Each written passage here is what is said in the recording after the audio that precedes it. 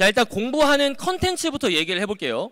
뭘로 공부해야 되냐? 첫 번째, 기출문제와 연계교재. 자, 둘 중에 뭘로 공부해야 될까요? 갑자기 대답이 적어졌어. 이러면 굉장히 섭해요. 자, 둘 중에 뭘까요?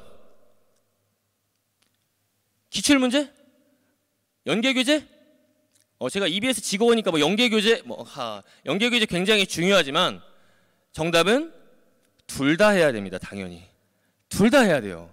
근데 이게 뭐 당연한 거 아니야? 저런 걸 물어봐. 이렇게 생각할 수 있겠지만 우리 학생들 중에는 이거 가지고 논쟁이 심합니다. 기출문제만 해도 돼. 난 피지컬로 승부하는 사람이야. 라고 하는 사람이 있고요. 기출 너무 많아. 그리고 옛날이잖아. 그거 또 안 나와. 연계교재 판다. 연계 50% 넘다는데 연계교재만 파는 친구 분명히 있어요. 하지만 둘 다 해야 된다. 불편한 진실입니다. 둘 다 하셔야 돼. 그게 학기 중 넘어가서 여름방학 이후가 되면 3학년 여름방학 이후가 되면 둘 다 하고 싶어도 그럴 수 있을 시간이 없어요. 지금부터 해주셔야 둘 다 챙겨갈 수 있다. 그럼 왜 둘 다 해야 되는지는 하나씩 설명할게요. 첫 번째, 연계교재. 자, 연계는 일단 독서부터 보면 기본적으로 50% 이상의 연계율을 고정해 놓은 상태에서 체감 연계도를 높이겠다는 평가원의 방침에 따라서 일단 4지문 중에 3지문이 이번 수능에도 연계가 되었고요. 즉 EBS 수능 특강과 수능 완성에서 제재를 활용해서 출제했다는 거예요. 그리고 문학 같은 경우는 7작품 중에 3작품이 연계가 되었어요. 그러니까 한 반절 정도의 작품을 아는 상태에서 들어간다는 거죠. 자, 이럴 때 이 체감의 연계, 즉 연계 밀도라고 했을 때 물론 24학년도 수능의 독서 같은 경우는 연계 체감이 엄청 높았거든요. 근데 25학년도의 독서 연계는 24학년도에 비해서는 조금 아쉬웠어. 근데 그러면 내년엔 또 아쉬울 거냐? 그런 건 아무도 장담할 수 없고요. 그럼 내년엔 또 높을 거냐? 그것도 장담할 수 없습니다. 근데 확실한 건 뭐냐면 시험이 어려워지면 어려워질수록 밀도를 엄청나게 높인다는 거예요. 그건 확실한 경향이에요. 시험이 어렵게 내면 낼수록 연계의 밀도를 굉장히 높여준다. 그러니까 그 어려운 상황에서의 대비를 하려면 연계 교재를 공부를 반드시 해줘야 된다. 이거는 선택이 아니라 거의 필수고요. 문학 같은 경우도 옛날에는 소설 같은 경우는 겹치는 부분을 좀 안 냈거든요. 같은 작품이어도 수능 특강 수능 완성에 실린 부분과 다른 부분을 출제하거나 고전시가도 역시 그런 식으로 출제했는데 지금은 그렇지 않아요. 이번 수능 아까 평이하다고 했는데 평이한 수능임에도 불구하고 소설 그냥 거의 그대로 다 가져왔습니다. 다 가져왔고 고전시가도 그냥 완전히 똑같이 가져왔어요. 그러니 공부했던 친구들은 그 지문을 아예 읽을 필요가 없이 그냥 문제를 풀어버리는, 시간적으로 엄청나게 세이브해요. 그러니까 무조건 거의 공부를 하셔야 된다라는 겁니다. 마치 이런 거요. 전쟁터에 나가는데 난 피지컬로 승부해 하면서 그냥 맨주먹으로 나가는 거랑 똑같습니다. 남들 다 무기 갖고 나오는데. 그럼 아무리 피지컬이 좋아도 불리할 수밖에 없겠죠. 무기를 예리하게 갈고 닦고 가야 된다라는 것이고요. 그럼에도 불구하고 무기만 들고 나가면 안 돼. 팔이 비실비실한데 어떻게 무기를 흔들겠어요. 피지컬도 같이 키워야겠는데 그 피지컬은 뭘로 키운다? 기출로 키웁니다. 그럼 기출은 어떻게 공부해야 되냐? 역시 그냥 맹목적으로 문제 풀고 채점하고 해설 보면 되는 게 아니에요. 목적 지향적으로 공부해야겠는데 목적은 여기에 써 있습니다. 아무도 읽지 않지만 여기 이 목적이야. 평가원의 출제 목표. 뭔데요? 다음 글을 읽고 물음에 답하시오. 즉 2가지의 능력치를 물어보겠다는 거예요. 그 능력치는 이겁니다. 너 다음 글을 읽을 수 있니? 즉 독해력 갖고 있어? 첫 번째고요. 두 번째는 네가 읽은 글을 바탕으로 내가 선지에 뭐라고 쓸 건데 그거 논리적으로 판단할 수 있니? 논리적 판단력. 딱 이 2가지만 물어보게 세팅되어 있어요. 그러면 나머지 잡다한 거는 물어보지 않는다는 거예요. 잡다한 지식이나 이런 거 물어보지 않아. 딱 2가지. 그럼 우린 공부를 어떻게 해야 돼? 이 2가지에 맞추어서 목적 지향적으로 공부를 해야 돼요. 그럼 독해력을 초점에 둔 공부는 어떻게 하는 겁니까? 이런 식으로 하셔야 돼요. 자, 첫 번째, 독해력이라는 건 힘이고 근육이거든요. 운동을 해보신 분은 알겠지만 근육이라는 건 한계치까지 썼을 때, 한계치까지 그 근육을 썼을 때 그 이상의 근육으로 성장을 하게 됩니다. 독해력도 마찬가지예요. 독해력의 역치까지 도달을 해줘야 돼요. 한계까지 도달을 해줘야 된다. 이 한계를 어떻게 도달하죠? 바로 여러분들은 마주할 수 있어요. 지문을 봤는데 이해 안 되는 문장이 반드시 있을 거거든요. 그게 여러분들의 역치값이에요. 그럼 그걸 어떻게 하죠? 해설이나 강의의 생각을 맡기는 게 아니라 지지고 볶고 내가 이악 물고 해봐야 돼요. 해봐서 그걸 이해하게 됐다. 어휘를 모르면 어휘를 찾거나 윗문장에서부터 끌어다가 어찌됐건 이해를 했거나 그렇게 해서 한 문장을 이해했다. 그러면 독해력이 플러스 1 되는 겁니다. 이런 식으로 가주셔야 돼요. 그러니까 기본적으로 기출문제를 푸는데 시간이 오래 걸릴 수밖에 없어요. 하루에 막 3-4지문씩 막 풀어 제낄 수가 없어. 그렇게 되면 그냥 문제 풀고 채점하고 해설하고 끝이에요.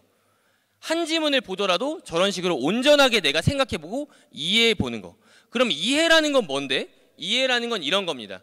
필자의 언어, 글에 압도당하지 않고 그 하나의 문장을 자기 말로 풀어서 자기 언어화 할 수 있을 때 우리는 그걸 이해했다라 그래요. 조금 이따 예시도 보여줄 건데요. 그렇게 해서 하나의 문장을 이해하고 다음 문장을 볼 때 파편화돼서 문장을 접하는 게 아니라 위에 방금 읽은 문장과 어떻게 연결되는지 또는 서로 다른 정보면 분류할 수 있는지 우린 이런 걸 이해했다라고 해요. 그게 이해의 기준이야. 독해의 기준으로. 독해 공부로. 그래서 이 두 가지, 일단 첫 번째 독해력의 역치, 그 다음에 자기 언어와 정보의 연결과 분류, 이게 기본적으로 독해력을 공부하는 훈련이고요. 그 다음 마지막으로 뭐냐면 하나의 문단을 읽었을 때 역시 다음 문단과도 유기적으로 연결이 되고 있기 때문에 내가 방금 뭐 읽었지? 를 점검할 수 있어야 되거든요. 방금 읽은 내용을 머릿속에 잠깐 돌리는 그 사고의 과정, 이거는 훈련을 하지 않은 친구들은 현장에서 절대 안 나와요. 절대 나오지 않아. 그래서 평소에 연습할 때부터 한 문단 읽었다. 그러면 방금 읽은 거 뭐지? 돌려보는 훈련. 이거를 평소부터 지금부터 쌓아가면 이거는 여태까지 어렸을 때부터 책 많이 읽은 친구들 금방 따라잡을 수 있습니다. 선생님 제가 직접 시켜봐서 알아요. 짧게는 3개월, 길게 잡아 6개월이면 하거든요. 요거 꾸준한 훈련으로 답이 나온다 라는 겁니다. 방금 3개월과 6개월은 제가 뭘 기준으로 말씀드리냐면 제일 느렸던 친구, 그러니까 운동부 친구였어요. 운동부. 고등학교 2학년 때까지 레슬링 하던 애야. 그러니까 아무것도 기초가 없어. 그때부터 그냥 훈련 시킨 거예요. 다 되더라고요. 그냥 경희대 갔거든요. 그러니까 다 할 수 있어요. 자, 그다음 자, 논리적으로 판단 훈련 수칙. 그러면 이제 논리적 판단 훈련 수칙은 뭐냐? 첫 번째, 아까 봤듯이 읽은 글을 바탕으로 선지를 판단할 수 있는가라는 건데, 우리가 보통 문제 풀고 채점하고 해설 보고 끝난다고 했잖아요. 그게 아니야. 맞았다고 넘어갈 게 아니라 일단 문제는 시간을 재고 풀되, 왜냐하면 시간 재고라도 꼼꼼하게 읽는 습관을 들여야 되니까 시간을 재고 풀되 풀고 나서는 채점하고 나서 또는 채점하기 전에 지문을 다시 아까처럼 꼼꼼하게 다시 읽고 모든 선지의 정오 판단을 혼자서 다시 해봐야 돼요. 즉 5개의 선지가 있으면, 하나의 문항에 5개의 선지가 있으면 그 선지들은 다 독립된 문항이라고 생각하시고 하나하나의 선지별로 정오 판단을 직접 해봐야 된다. 그때의 기준은 대강 이 정도면 정답인 것 같아, 맞는 것 같아, 틀리는 것 같아 라는 게 아니라 지문에 근거해서 정확하게 이건 이래서 정답이야, 이건 이래서 오답이야 라는 문장을 머릿속에 떠올릴 수 있어야 돼요. 그게 논리력을 늘리는 거거든요. 하나 역시 할 때마다 논리적 판단력이 늡니다. 플러스 1 되는 거예요. 여기에서의 이 선지를 그럼 통과했다, 그래 내가 선지를 온전히 논리력을 통과했다 라고 하는 기준은 방금 만든 논리로 누군가를 설득할 수 있겠다 라는 것을 기준으로 삼아야 됩니다. 그 기준은 뭐 공부 잘하는 친구 설득하는 거 말고요, 정말 아무것도 모르는 친구 있잖아요. 뭐 사촌 동생, 뭐 답답한 친구 하나 선정해놓고 그 친구를 이 정도면 설득할 수 있는가, 이게 정말 중요해요. 그렇게 해서 내 머릿속에 논리가 계속해서 나오는 습관을 들이면 현장에서 그 긴박한 순간 속에서도 문장이 촤라락 나와요. 촤라락 나오게 된다. 그럴 때 우리가 포텐 터진다고 하는 겁니다. 자, 이 세 번째. 그 다음 마지막으로 해설지는 그럼 언제 봐요? 해설지는 내가 이렇게 논리를 만든 다음에 만든 논리와 비교하는 용도로 보는 거예요. 즉 내가 먼저 생각하고 해설지나 강의를 이용하는 거죠. 이용. 해설지나 강의에 나의 생각의 기회를 뺏기면 안 되겠다. 자, 이게 가장 중요한 우리의 공부의 원칙입니다. 즉 하루에 막 3-4지문씩 풀겠다라는 그런 무리한 계획, 그냥 풀고 끝나는 계획 세우지 마시고요. 한 지문을 보더라도 방금 제가 말씀드린 것처럼 온전하게 이해 스스로 하고 온전하게 모든 선지의 정오답 논리 만들어 보는 거, 이렇게 했을 때 겨울방학을 가장 의미 있게 보낼 수 있다라는 겁니다. 그러면 이런 것들을 하려면 독학과 강의 중에 국어 공부의 본질은 그럼 도대체 뭐냐? 자, 여러분들 이제 답할 시간이 왔어요. 뭘까요? 독학? 맞아요. 모든 공부는 사실 독학이 본질이에요. 이건 국어뿐만이 아니라. 그럼 너 인간 강사 아니요? 강의는 그럼 뭐야? 자, 강의는 역시 목적 지향적으로 이용을 해줘야 돼요. 그냥 선생님 풀커리 따서 쭉쭉 그냥 1년 내내 듣고 있는 게 아니라 내가 필요한 목적에 따라서 듣는 거거든요. 그 목적이 뭔데? 말씀드릴게요. 첫 번째, 우리 강의의 목적 1은 방금 제가 이해를 해야 한다고 했는데, 아니 도대체 이해라는 게 뭐야? 어떻게 하는 게 이해야? 이게 3등급 이하 친구들은 보통 이해가 어느 정도까지 돼야 이해인지를 잘 몰라서 이해를 못 하거든요. 한번 볼까요? 자, 우리 22학년도 수능이 굉장히 어려웠다고 우리 뭐 정평이 나 있는 수능 중에 하나인데 그거 하나 가져와 봤어요. 자, 여러분들 일단 직접 읽어보세요. 해겔에게서 변증법은 논증의 방식임을 넘어 논증 대상 자체의 존재 방식이기도 하다. 이 문장 하나를 읽었을 때 보통 우리 친구들은 논증의 방식임을 넘어 논증 대상 자체의 존재 방식, 그럼 논증의 방식 플러스 논증 대상의 존재 방식 이렇게 외우고 넘어가려고 그래요. 이걸 이해했다라고 착각해요. 그거는 뭐 한 거죠? 그냥 이 필자의 언어 그대로 암기하려는 시도를 했을 뿐 어느 것도 나에게 다가와서 이해로 들어오지 않았어요. 그렇게 되면 모든 문장을 암기해야 되는 파편화된 정보가 되는데 우리 하나의 지문에 20문장이 넘어요. 절대 못 해요. 절대 못 해요. 저도 그렇게 못 읽어요. 그럼 이걸 어떻게 해야 되냐? 아까 말했듯 내 말로 간단하게라도 바꿔서 처리해야 돼요.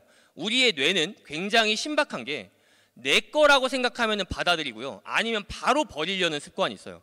우리 몸도 어때요? 이물질이 들어오면 바로 항체 발동해서 없애버리잖아요. 똑같아요. 뇌도 동일해요. 그렇게 세팅이 되어 있기 때문에 이악 물고 내 말로 바꿔줘야 돼. 간단해. 뭐 복잡한 것도 아니야. 변증법이라는 방법이 있는데 해겔이 변증법을 생각했을 때 그거는 뭔가를 설명하는 방법임을 넘어서, 즉 설명하는 방법, 그거는 당연한 거고 설명하려고 하는 대상이 이 세상에 그냥 이렇게 존재하는 것도 저 방법, 변증법이라는 방식으로 존재한다는 말이구나. 그냥 이렇게 그냥 나의 말로 그냥 간단하게 처리를 하는 거죠. 그렇게 됐을 때 뒤에 문장들이 어떻게 돼? 달라붙기 시작해요. 하나의 문장 다음에 다음 문장은 연결되거나 분류된다라고 했는데 저기는 즉이라는 표지로 연결되어 있기 때문에 이거는 동일한 의미, 같은 의미로 연결되는 문장일 거예요. 그렇게 봤을 때 또 역시 추상적인 단어들이 난무하지만 첫 번째 문장에서 우리가 단순히 용어를 암기하고 끝난 게 아니라 설명의 대상, 논증이라는 건 논리적으로 증명하는 거니까 논리적으로 증명하고 설명하려고 하는 방법이자 대상이 존재하는 방식, 이렇게 이해했다면 저기 세상의 근원적인 질서라고 하는 이념이든 뭐 현실이든 이념이든 현실이든, 즉 세상의 근원적인 어떤 원리이든 현실 자체든 다 변증법이라는 방식적으로 존재하고 얘네들을 논리적으로 설명할 때에도 변증법이라는 방식을 쓰면 되겠구나. 해겔은 그냥 기승전 변증법이라는 방식으로 보는 것이구나. 그럼 그 뒤에 나오는 무엇이 나오든지 간에 다 변증법이라는 방식으로 설명하려고 하겠구나 라는 식으로 나의 말로 간단하게 이걸 처리할 수 있다라는 거예요. 이렇게 굉장히 추상적인 말 난무할 때도 이런 것들이 별거 아닌 습관인데 이런 정보가 누적되면 누적될수록 내 거냐 아니냐라는 거에서 굉장히 이 지문을 뚫어나가는 데 있어서 굉장히 큰 작용을 하게 된다라는 말씀이고요. 이거와 관계로 또 하나 연습을 해보자면 요거 하나 볼게요. 이거는 이제 조금 더 과학 지문이니까 팩트 좀 객관적이니까 여러분들이 이해하기 좀 쉬울 거예요. 봤을 때 간단하게 설명 볼게요. 세포라는 게 있는데 세포라는 것은 뭐래? 유전 정보가 담긴 DNA를 가지고 있고요. 그 세포는 진핵세포와 원핵세포로 구분된대요. 이게 정보가 이제 분류되는 지점이에요. 서로 다른 대상이네. 그럴 때 진핵세포는 세포질의 막으로 둘러싸인 핵이라는 걸 가지고 있고 그 안에 DNA를 갖고 있대. 근데 원핵세포는 핵이 아예 없대요. 자, 그럼 여기서 바로 질문 드릴게요. 자, 원핵세포는 DNA 가지고 있을까요? 없을까요? 있어요? 없어요? 자, 있다 손. 없다. DNA 없다. 자, DNA 없다. 왜 없다? 핵이 없으니까 DNA 없는 것 같죠? 그렇죠? 자, 근데 정답은 DNA 있습니다. 왜 있을까요? 원핵세포 뭐니까요? 원핵세포 뭐니까? 자, 우리 저기 뭐라고 나오죠? 위에 문장. 우리 여기에서 두 번째 문장. 세포는 뭘 가지고 있대요? DNA를 가지고 있대요. 보여요? 세포는 생명체의 고유한 유전 정보가 담긴 DNA를 가지며 라고 나오죠. 그렇죠? 근데 원핵세포는 뭐의 종류야? 세포의 종류예요. 그러니까 DNA 있을까 없을까요? 당연히 있죠. 그렇죠? 자, 이런 거예요. 자, 이게 지금 있잖아요. 평가원이 아주 사랑하는 지문의 구성 방식이고요. 이거 가지고 함정을 파는 정말 애용하는 방식 중에 하나입니다. 거의 클리셰예요, 클리셰. 근데 우리는 이걸 왜 파악 못했죠? 정보를 이해하고 처리하는 방식을 아직 우리가 몰랐기 때문이야. 평가원이 어떤 식으로 정보를 구성하고 그럼 어떤 식으로 내가 여기에서 생각을 해야 되는지를 아직 몰랐기 때문이에요. 즉 어떤 정보가 분류가 될 때 있잖아요. 진핵세포와 원핵세포로 나뉘었다. 그럼 무조건 공통점과 차이점 물어볼 거거든요. 그럼 차이점은 진핵세포는 어떻고 원핵세포는 어떻대. 그럼 차이점은 서술이 된 거야. 그럼 공통점은 어떻게 찾아? 가장 직관적으로 찾을 수 있는 공통점은 그 둘이 분류된 공통서술 범주, 상위서술 범주라고 하죠. 지금 여기는 세포. 그거는 그냥 무조건 공통점이야. 공통점. 거기서부터 직관적으로 문제 공통점을 찾고 그게 항상 선지로 구성이 돼요. 이런 것들을 강의를 통해 배우는 거야. 왜냐하면 혼자서는 여기서 먼저 알기가 어렵기 때문에, 효율적이지 않기 때문에.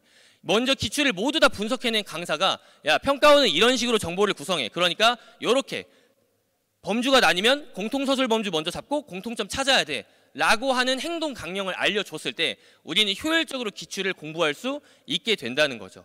그리고 아까처럼 어떤 식으로 생각해야 되는지 라고 하는 거, 그 생각의 이해의 수준, 방식 이런 것들을 봤을 때 우리는 훨씬 더 효율적으로 스스로 기출을 공부할 수 있게 된다는 거죠. 강의는 이런 식으로 써먹는 거예요. 강의는. 그래서 내가 이게 된다 이제 그러면 강의는 이제 필요가 없는 거야. 기출을 혼자서 보면서 이걸 혼자 해보는 거죠. 혼자 해보고 안 되면 될 때까지 해보고 이런 것들. 그래서 강의에서 여러분들이 볼 때 이 지문의 내용을 그냥 해설해주고 있는 강의는 들을 게 아니에요. 그건 어차피 또 안 나와요. 이 지문을 어떻게 생각하면서 읽어야 되는가라는 강의를 들으셔야 됩니다. 행동 강령이라는 거죠. 행동 양식, 사고의 방식. 자, 그 다음에 그럼 이제 문학을 한번 볼까요? 문학은 거의 대부분 어려워하는 친구들은 왜 어려워하냐면 역시 무엇을 어떻게 읽어야 될지를 몰라. 자, 그럼 물어볼게요. 문학은 도대체 어떻게 읽어야 돼? 자, 한번 답해보세요. 문학 작품을 통해서 문학을 우리가 읽을 때 오케이 좋아. 잘 읽고 나서 주체적으로 감상을 하고 작가의 의도를 정확하게 파악해야 돼. 자, OX 맞을까요? 틀릴까요? 문학의 평가 목표. 주체적인 감상과 작가의 의도를 파악할 수 있는지 평가한다. OX. O일까요? X? 자, 대답이 안 들려요. 이러면 진도가 안 나가. OX, OX. 자, 어차피 여러분들 틀린다고 해서 제가 여기서 뭐 평가원에 이름 적거나 틀렸다고 놀리거나 그러지 않습니다. 저 사실 눈이 안 좋아가지고요. 잘 얼굴 보이지도 않아요. 잘. 그러니까 OX 답 좀 해주세요. OX. O? 자, 주체적인 감상과 작가의 의도 파악. O? 자, X입니다. 이거 아까 제가 수능 분석단이라고 했잖아요. 그리고 제가 교육과정과 평가 전문가거든요. 이거 무조건 맞는 말이에요. X. 그거 절대 물어보지 않아요. 수능에서 절대 물어보지 않아요. 왜냐? 바로 증명해 드릴게요. 첫 번째, 주체적인 감상을 묻는다. 어폐가 있어요. 왜냐? 주체적 감상이라는 건 말 그대로 주관적 감상이에요. 근데 수능이라는 50만 명이 보는 대규모 시험에서 주관적 감상이 묻는다? 그건 50만 개의 답이 나와야 돼요. 말이 안 되죠. 하나의 답이 나와야 돼. 50만 명의 수험생을 설득해야 되고 그들의 선생님도 설득해야 되고 부모님도 설득하는 하나의 아주 객관적인 답을 내려면 주체적 감상 절대 못 묻습니다. 말이 안 돼요. 그럼 작가의 의도를 묻는다. 맞을까요? 그것도 아니에요. 왜냐? 이건 이미 작가들이 증명했어. 작가들이 문제 푸는데 틀리잖아요. 본인 문제 틀려요. 본인 작품. 왜 그럴까요? 그 의도를 묻지 않았기 때문에 그런 거예요. 이건 교육과정을 생각해봐도 당연한 얘기거든요. 왜? 작가의 의도를 파악한 다음에 그걸 교조적으로 따라가는 게 문학의 교육 목표가 아니잖아요. 그렇죠? 그렇기 때문에 작가의 의도 파악은 아예 묻지조차 않는다. 주체적인 감상도 물을 수가 없다라는 겁니다. 그럼 우리의 교육과정의 목표는 뭘까요? 주체적인 감상을 하는 게 목표긴 한데 그거는 우리가 나중에 이제 주체적인 감상을 그래 할 수 있으면 좋겠다. 최종 목표점에 도달하는 것이고요. 그 목표점에 도달하기 위한 전제 조건까지 거기까지만 수능에서 출제를 하는 거거든요. 그 전제 조건은 뭐냐면 일단 지문에 있는 글을 정확히 읽었느냐예요. 아무리 내가 주체적으로 감상을 한다고 해도 글을 정확하게 읽지 않은 상태에서 감상을 해버리면 이건 주체적 감상이 아니라 오독이거든요. 그 오독을 방지하고 주체적 감상을 네가 할 수 있으려면 일단 지문의 팩트를 읽어야겠다. 글자 그대로 읽어내야겠다라는 게 전제고 딱 그것만 물어봅니다. 그러니까 그 목적에 맞게 공부를 해줘야 돼요. 근데 그 목적에 맞지 않는 감상 막 주체적 감상 막 그거에 막 시간 쓰고 있어. 그게 이제 맹목적 공부가 되는 거예요. 목적 지향적으로 하려면 묻는 걸 정확하게 파악하고 아 평가원은 이런 걸 묻더라. 그럼 그걸 파악하는 연습을 해야 됩니다. 소설이라고 한다면요. 이거 25학년도 수능이에요. 이게 이제 연계교재에 나온 거거든요. 근데 이게 연계교재를 공부 안 한 친구들은 이거 못 풀 수밖에 없어. 인물 공개도가 엄청 복잡해요. 그러니까 못 푼다는 거는 어렵게 푼다는 거. 어렵게. 시간을 많이 쓸 수밖에 없어. 인물 관계도 복잡해서. 근데 이거 봐봐요. 오답률 6이야. 탑 10 안에 들어가요. 엄청 어려웠다는 거죠. 근데 이거 뭘 물어보는지 볼까요? 소설에서 물어보는 그냥 딱 객관적 팩트만 물어봐요. 그럼 뭐냐면 소설은 결국에는 사건인데 그 사건에서 어떤 인물이 어떤 행동을 했고 거기에서 무슨 생각을 가졌니? 사건 간의 시간 선후 관계는 뭐니? 딱 이게 팩트야. 그 팩트를 바탕으로 네가 나중에 주관적 감상을 하고 말고 그건 네 여부고 이거예요. 그래서 주관적 감상은 내가 스스로 직접 하는 게 아니라 선지의 구성이 됩니다. 선지의 구성이 되면 내가 방금 읽은 판단을 바탕으로 즉 읽은 객관적 팩트를 바탕으로 저런 감상도 할 수 있는지를 수용하는 거거든요. 수용하는 거. 그래서 볼까요? 자, 여러분들이 이 글 한번 잠깐만 봐봐요. 대사마 대도독 대원수 그냥 직책이에요. 직책도 많아. 대원수 정을선이라는 사람이 돈수 백배 하면서 아뢰나니 신이 서용이라는 곳을 쳐서 다 사로잡고 백성을 위로한 다음에 돌아오려고 하는데 집에서 갑자기 급한 소식 카톡으로 보냈다 이거야. 그래서 군사를 중군장이라는 장수에게 맡기고 직책 명칭이에요. 중군장에게 맡기고 나는 혼자서 집에 왔다 이거예요. 자, 그럴 때 볼까요? 선지 원수가 중군장에게 군사를 이끌고 가 서용을 사로잡으라고 명령했다. OX X죠. 왜죠? 이미 박살 냈잖아요. 그렇죠? 이미 박살 내고 그냥 중군장한테 애들 이끌고 오라고만 한 거죠. 그렇죠? 이게 뭐가 안 맞은 거예요 지금? 선후 관계가 맞지 않았죠. 그렇죠? 그냥 팩트, 이 사실 자체가 맞지 않았죠. 여기서 어떤 주체적인 감상을 했나요? 작가의 의도를 파악했나? 그렇지 않아요. 그냥 있는 그대로의 팩트만 판단하는 거예요. 있는 그대로의 팩트. 이런 걸 연습하는 거예요. 어떤 게 심리가 드러나는 표현인지, 어떤 게 팩트, 어떻게 선후 관계를 잡는지 그런 걸 잡아주는 강의를 우리가 활용을 한다. 그래서 그 방법을 익히면 그때부터 이제 강의가 필요 없는 거예요. 자, 그다음 이건 이제 고전시가 이것도 오답률 8인데요. 이것도 봐봐요. 시라는 건 굉장히 또 함축적이니까 뭔가 상징적 의미 파악해야겠지? 그런 게 아닙니다. 자, 생환인지 초관인지 말 좀 그만하고 내 말 좀 들어봐봐. 우리 조상님이 남쪽 양반이고 진사급제를 계속했어. 즉 잘 나갔다 이거야. 그런 다음에 뭐 금장 옥배 빗기 차고 시종신을 다니다가 다 잘 나갔다 이거야. 그러면서 시기하는 사람의 참소, 모함을 입어서 변방으로 쫓겨났대요. 즉 진짜 잘못해서 쫓겨난 게 아니라 모함을 입어서 쫓겨났대. 굉장히 불합리하죠. 그래서 지금 우리가 이렇게 됐다라고 얘기하고 있습니다. 자, 그때 선지 이내 말씀은 집안의 내력과 사회적 지위를 구체적으로 언급하며 사회의 부조리를 해결하자는 입장이다. 맞을까요? 틀릴까요? 맞을까요? 틀릴까요? 맞아 보이나요? 자, 앞서 말했듯이 지금 우리는 수능을 보고 있지 않습니다. 틀렸다고 대학을 못 가지 않아요. 자, 바로 판단할 수 있잖아요. OX X예요. 왜 X일까요? 뭐가 없어요? 집안의 내력과 사회적 지위는 말했죠. 잘 나갔다고 말했잖아요. 그렇죠? 부조리 말하나요? 사회의 부조리? 말하죠. 모함을 입었잖아. 그렇죠? 모함을 입어서 귀양 갔잖아요. 부조리한데요? 그럼 뭐가 없어? 해결이 없잖아요. 해결하자는 입장 보였나요? 없죠. 근데 여기에다가 뭔가 부조리하니까 해결하자고 생각했을 거야. 이게 바로 뭐야? 나의 주체적 감상이에요. 나의 주관이야. 주관과 주체적 감상을 개입하는 순간 틀려버려요. 그냥 뭐만 하면 돼? 해결하자는 입장이 팩트로 저기 제시됐냐, 글자 그대로 있었냐 라는 것을 확인하는 게 문학이에요. 알겠습니까? 알겠나요? 네, 이런 겁니다. 즉 우리가 뭐를 어떻게 공부해야 될지 알고 뛰어야 공부를 하는 거지, 단순히 문제 풀다 보면 알아서 되겠지, 이거는 환상이고 그냥 미신이고 종교예요. 안 되는 겁니다. 자, 이렇게 기출을 보면서 어떤 걸 공부해야 되는지는 알려주는 그런 강의를 들어야 그게 강의의 목적에 맞는 것이다 라는 것이고요. 이거는 이제 오답률 2위까지 가는 굉장히 어려웠다라고 하는 문학 작품 중에 하나인데, 여러분들이 이거 잠깐 뭐 캡처를 하든 나중에 언제 뭐 몇 시간을 투자해서 읽든지 간에 절대 작가의 의도 파악할 수 없습니다. 아무리 읽어도 파악 못해요. 그런 거 물어보지도 않았어. 이런 거 너무나 함축적이라서. 그럼 그냥 뭘 물어본 거냐면 뭘 물어본 거냐? 저기 뭐 담벽이든 라일락이든 별이든 우리 집의 개의 똥이든 이런 거 여러 가지 제시됐는데 이제 훈련이 된 친구들, 평가원의 평가 목표에 맞게 훈련이 된 친구들은 저런 걸 볼 때 뭐라고 보냐면 여러 대상을 제시하고 있다라고 이렇게 그냥 보거든요. 여러 대상을 제시하고 있다. 그러면 생각은 무슨 생각을 해? 그런 사람들은 여러 대상이 제시됐으니까 얘네들의 관계를 묻겠다라고 생각을 하게 되어 있어요. 그럼 그 관계에서 왜곡된 선지는 보통 어떻게 되냐면 다 대등한 관계인데 하나를 특별한 관계인 양 물어보거나 이런 식의 함정을 파거든요. 그러면 무조건 정답률 30 언더로 나와. 검증된 방식이에요. 역시 이것도 똑같이 됐어요. 담벽이든 라일락이든 다 동일한 관계인데 갑자기 담벽에만 특별한 지위를 부여해가지고 담벽 안에서 뭐 하고 있다 뭐 이런 식으로. 그럼 이거 틀리는 거거든요. X예요. X. 다 똑같은 대상인데 뭐만 원인으로서 치부해. 그러면 또 X죠. 즉 이런 것들.